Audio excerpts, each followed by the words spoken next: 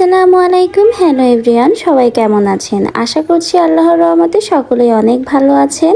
আমি সিথি, আমার channel SK স্টুডিওতে আপনাদের সবাইকে স্বাগত জানাচ্ছি নতুন একটা ভিডিওতে। শীতের সময়ে সব থেকে সেরা আকর্ষণ হলো শীতের মজার পিঠা। তাই আজকে আপনাদের সাথে শেয়ার করব নরম তুলতুলে রসে ভরা শীতের চিতই পিঠা। মুখে দিলেই মিলিয়ে যায় পিঠাটা, এতটাই স্বাদের। আমাদের ভিতরে অনেকেই আছে আমরা পিঠা বানাতে পারি না বা পিঠা বানানোর কোনো ব্যবস্থা থাকে না। অনেক ব্যাচেলার ভাই বোনরা আছে, তাদের পিঠে খেতে মন চায় কিন্তু পিঠে বানানোর কোনো ব্যবস্থা না থাকার জন্য তারা পিঠে বানাতে পারে না। তো আজকের রেসিপিটা তাদের জন্যই।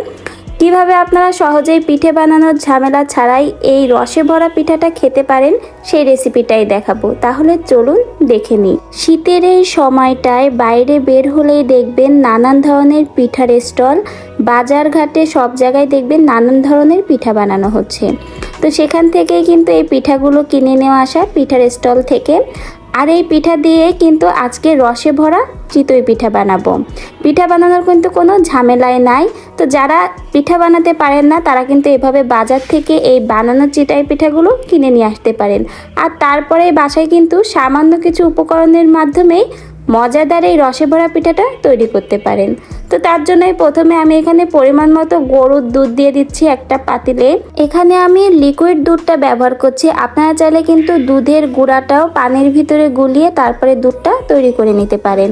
তো আমার এখানে যেটুকু লাগবে সেই পরিমাণ দুধ নিয়ে নিয়েছি। আর এখন এর ভিতরে দিব লবণ।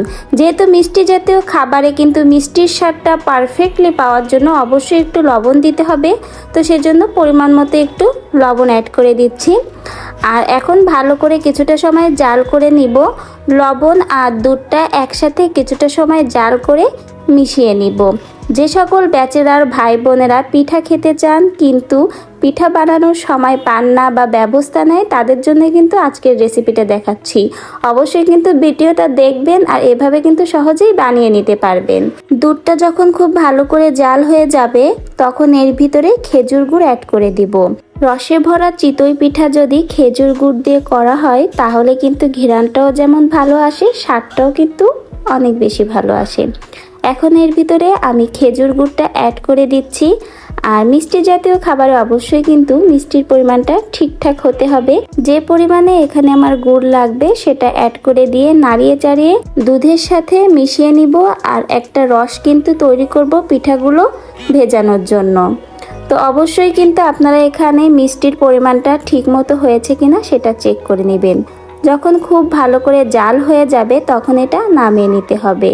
আর এরপরেই কিন্তু বাজার থেকে যে চিতই পিঠাগুলো কিনে নেওয়া হয়েছে সেগুলোই কিন্তু একে একে এই রসের ভিতরে অ্যাড করে দিব। পিঠাগুলো যখন রসের ভিতরে আপনারা দিবেন তখন কিন্তু অবশ্যই এই রসটা একদম গরম থাকতে হবে। আর গরম অবস্থায় কিন্তু দ্রুত পিঠাগুলো অ্যাড করে দিতে হবে।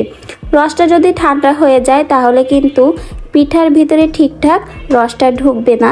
সেজন্য খুব তাড়াতাড়ি করে পিঠাগুলো অ্যাড করে দিতে হবে।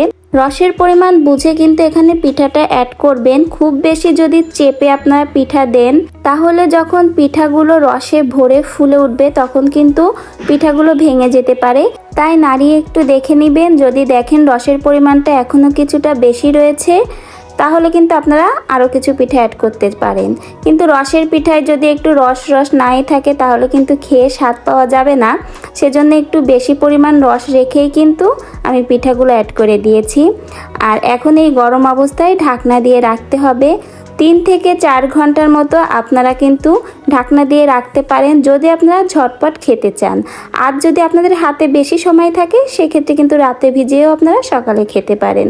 4 ঘন্টার মতো আমি চিতই পিঠাগুলোকে রসে ভিজিয়ে রেখেছিলাম। মাশাআল্লাহ, পিঠাগুলো কিন্তু এতটাই ফুলেছে যে একদম টইটুম্বুর রসে ভরে গেছে।